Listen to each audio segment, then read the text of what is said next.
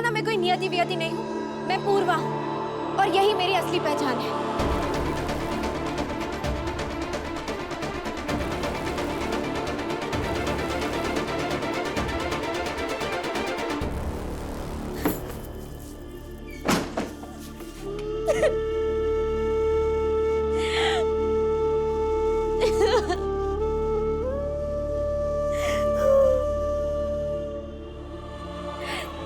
ये सब क्या हो रहा है देवी माँ? कौन है ये नियति?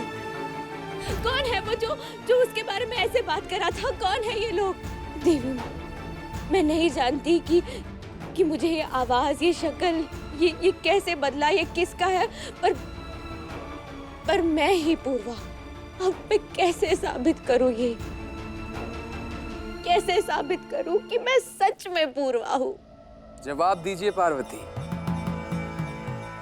आपकी भक्त आंखों में आंसू लिए आपसे सवाल कर रही है। उसकी आत्मा को आपने नया शरीर तो दे दिया, परंतु अब वो ये सत्य कैसे साबित करेगी? उसे तपस्या करनी होगी। कैसी तपस्या पार्वती? जैसी हमने की थी। हम सती थे, परंतु अपनों के लिए हमें प्राण त्यागने पड़े, और जब हम पुनर्जन्म लेकर वापस आए तो आपने भी हमें सती नहीं माना था। यानी वेदांत इस लड़की को पूर्वा नहीं मानेगा? वो उसे स्वीकारेगा, परंतु पूर्वा समझकर नहीं, नियति समझकर। जैसे हमने आपको स्वीकारा था, सती के रूप में नहीं, पार्वती के रूप में। मैं खुद को पूर्वा नहीं साबित कर पाई, पर इस परिवार ने मुझे पूरे दिल से अपनाया। तो अगर आज इस चेहरे के बारे में कोई भी सच जानकर ये परिवार मुझे छोड़कर जाने को कहे, तो मुझे ये पूरे दिल से मान लेना चाहिए। देखिए सर जी, मैं समझता हूँ आप जैसे अमीर लोगों को। आपको लगा होगा कि लड़की अपनी याददाश्त खो बैठी है और इसका आगे पीछे भी कोई नहीं है, लगती भी भोली है, तो चलो कर लेते हैं शादी। हाँ देखिए, आप प्लीज कुछ देर के लिए चुप रहेंगे? अरे ऐसे कैसे चुप रहूं? पिछले 5 साल से ये लड़की मुझे शादी का वादा कर रही है।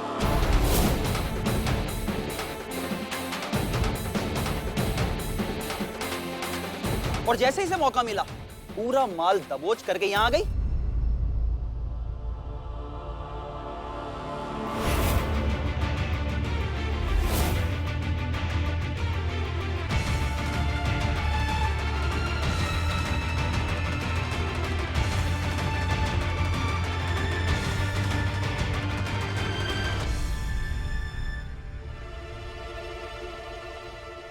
अरे आ गई तुम, चलो।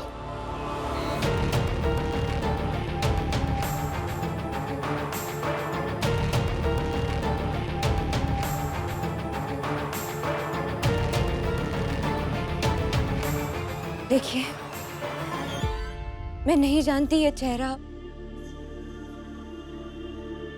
मेरा चेहरा नियति प्रधान का है या किसी और का, पर अब सारे सबूत देख चुके हैं तो यहाँ से जाना या ना जाना, ये फैसला मैं आप पर छोड़ रही हूँ।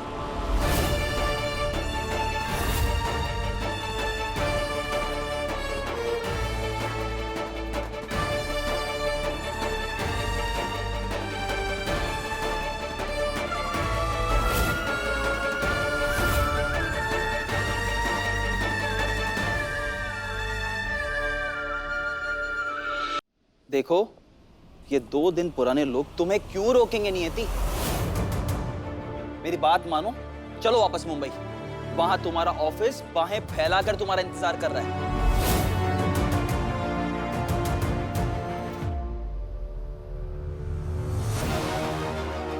चलो।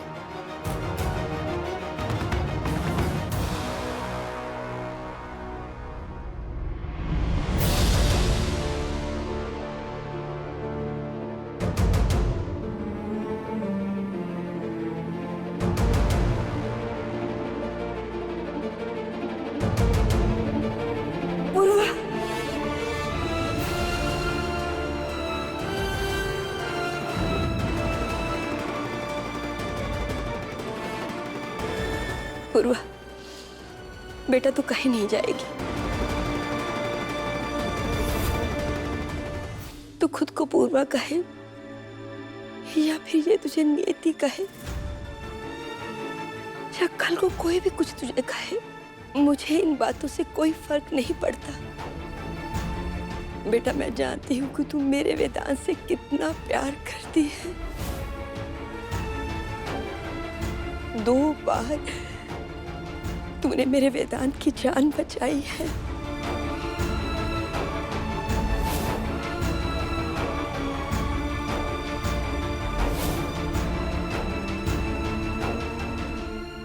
तुम्हारी वजह से बरसों से टूटा बिखरा परिवार वापस से एक हुआ है। अगर तुम हमारी अपनी नहीं तो फिर और कौन?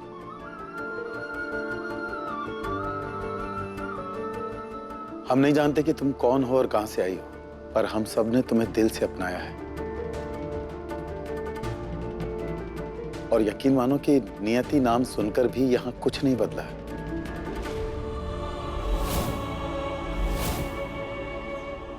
कोई तुझे कुछ भी कहे तो सबकी सुनती है, हमेशा खिलखिलाती रहती है। तेरे होने से तो हमारे घर की खुशियां बढ़ती हैं बेटा।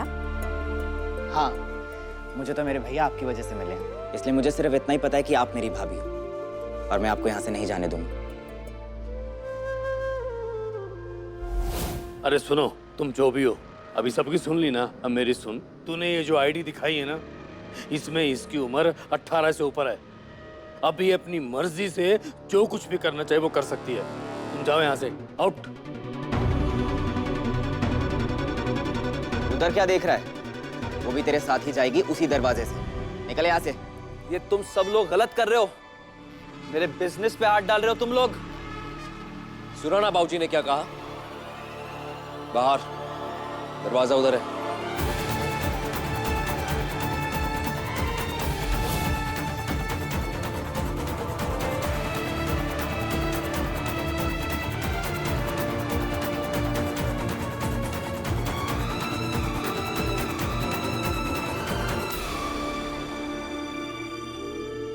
अंकुड़ी, तुम्हें अलग से कहना पड़ेगा। जाओ यहां से।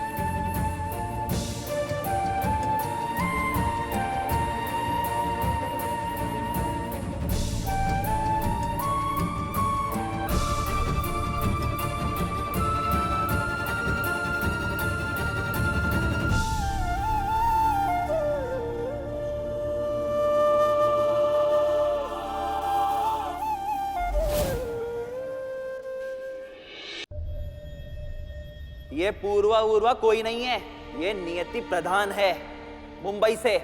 ये जिंदा लोगों को मरे हुए लोगों की आत्मा से बात करवाती थी।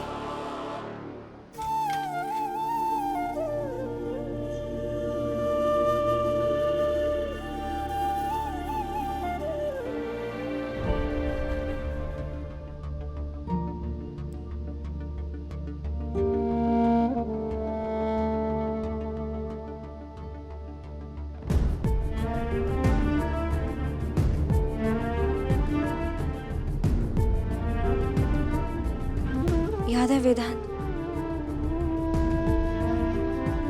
आपने मुझे अपनी पीए क्यों रखा था? क्योंकि उस वक्त तुम्हें काम की जरूरत थी और कहीं और काम करने के लिए आईडी प्रूफ की जरूरत होती। और अब मेरे पास 2 प्रूफ है, तो अब मैं कहीं और जगह नौकरी करके रहने की जगह लेकर नियति प्रधान के नाम से एक नई जिंदगी शुरू कर सकती हूँ।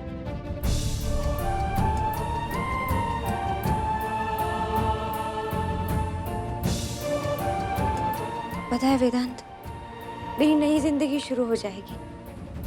पुराना सब कुछ बदल जाएगा सिवाय एक चीज के, और वो है कि तब भी आपसे पागलों की तरह प्यार करूंगी। देखो नियति, इस वक्त नियति? आपने मुझे नियति बुलाया? विधान, इसका मतलब जानते हैं आप कि आपके लिए सब कुछ बदल गया है, और जो यकीन मेरे लिए था वो भी। देखो, मुझे नहीं समझ में आ रहा कि मैं तुम्हें क्या बोलूं। मैं बताती हूँ। जहाँ रिश्ते में यकीन ना हो वो रिश्ता होना ही नहीं चाहिए।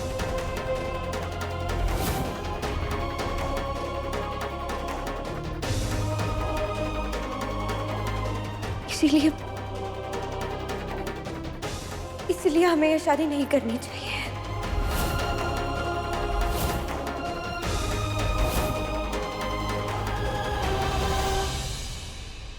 घर और काम का इंतजाम होते ही मैं यहाँ से चली जाऊंगी।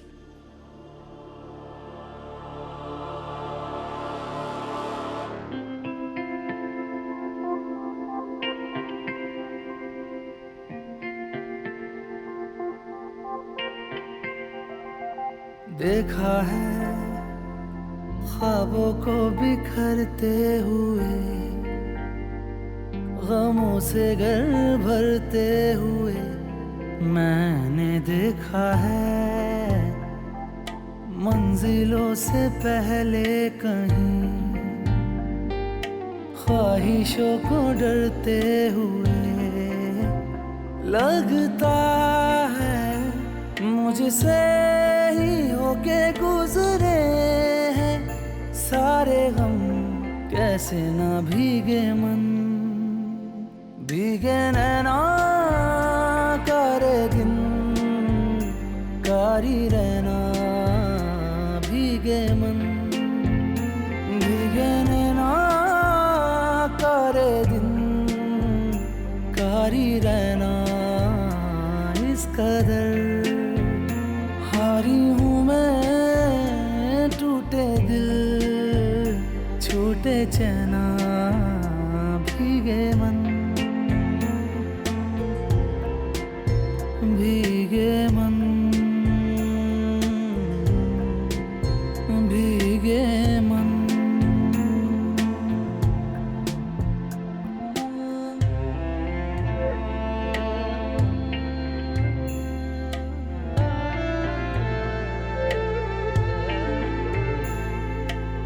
किसको कहूँ मैं हाल मेरा, जब रूठा है सारा ही जहां।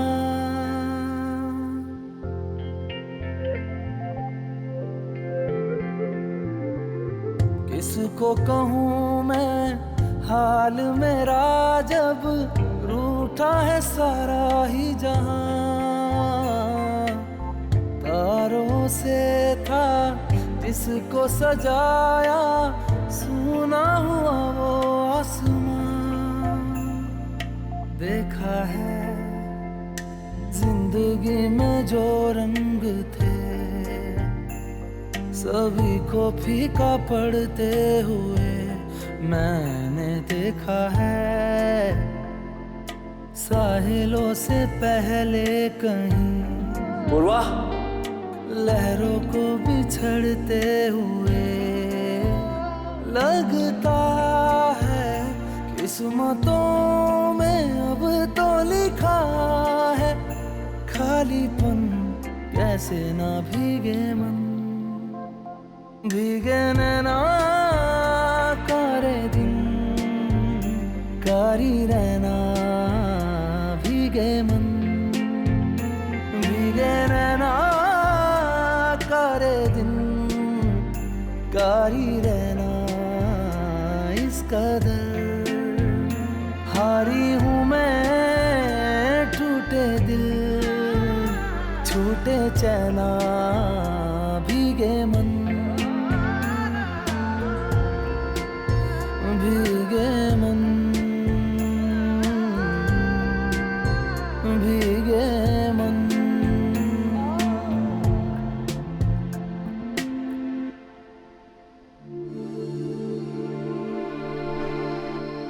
ये तो बहुत ही गलत हो रहा है। वेदांत और पूर्वा अपने अपने कमरे में बंद हैं। यानी वेदांत के मन में पूर्वा के लिए शक आ गया है। पर अम्मा अब शादी की मिठाई का क्या होगा? अब मेरा मतलब है वो मंदिर वाली शादी का क्या होगा? आज का मुहूर्त निकल गया, मतलब आज तो शादी नहीं हो सकती।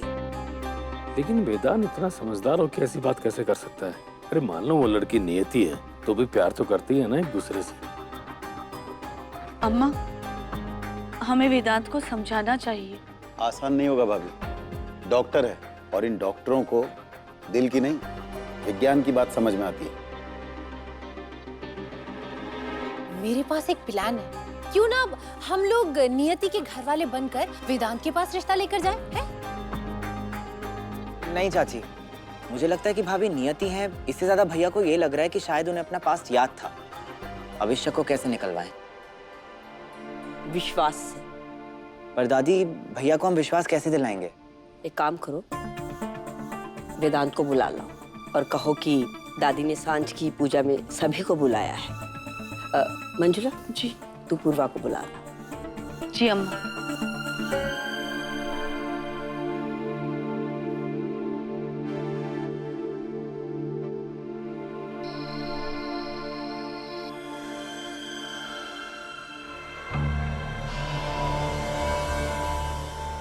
किसी भी तरह से पकड़ी ना जाऊं, बस अंदर जाकर पता लगाऊं कि आखिर हो क्या रहा है।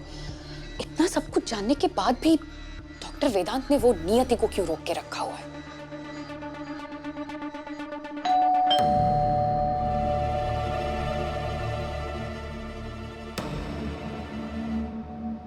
अरे ये 100 फीट लंबे घूंघट वाली क्या चाहिए? ओ, राधा की तबीयत ठीक नहीं है ना, इसलिए वो हमका भेजी है काम करने के लिए।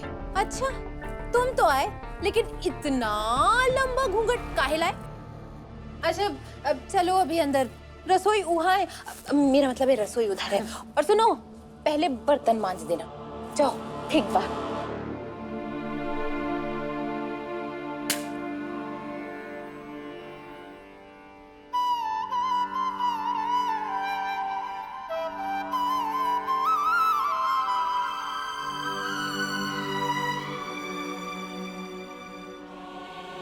आज मेरा बहुत मन किया कि सब एक साथ मिलकर सांझ पार्टी करें और मैं एक अच्छी सी कहानी सुनाऊं सबको।